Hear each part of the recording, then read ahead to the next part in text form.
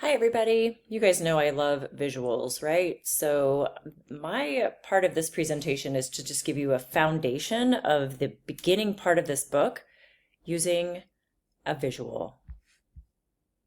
So this book sets a foundation by talking about three waves of critical theory.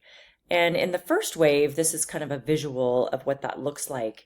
Basically, we were looking at learning development and learning theory in the sense of learning is created by a balance of challenge and support. And you'll see that in the center of the screen with the symbolic scales, right? Because it's always a shifting equation.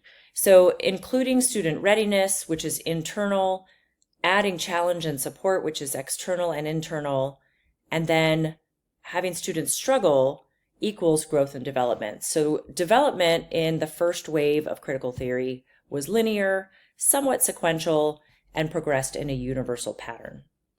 The second wave of theories, or the second wave of looking at critical theory and student development theory, is more about naming and recognizing systemic inequalities.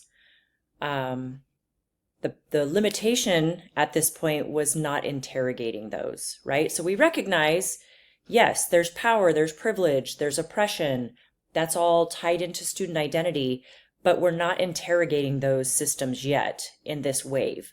So some of the things that we focused on in this wave with student identity is all of their different options, right? For identity, we start to look at a student as a more complex individual than just a student, a person, a one thing. And we sort of took from the personal all the way through to the systemic. So campus climate was a big focus in the second wave, belonging, community, inclusion. And in order to get over the finish line of development, we had to make sure we recognized these things as we approached students in all aspects, student support, academics, etc. However, again, not interrogating those systems at this point, just recognizing that they're there. In the third wave, we are looking a lot closer, hence the magnifying glass, at theory and practice as the praxis for social change.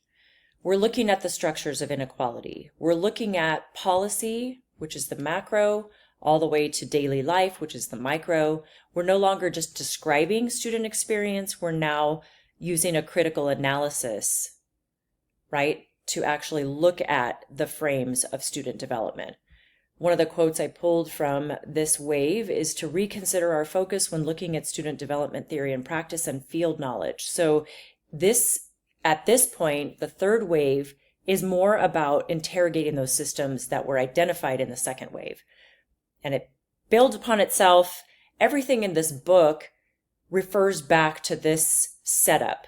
So when you think about what's presented in today's presentation overview of the book, it all comes back to this idea that there have been waves of how we've approached student development theory through these critical theory lenses and how they've evolved over time.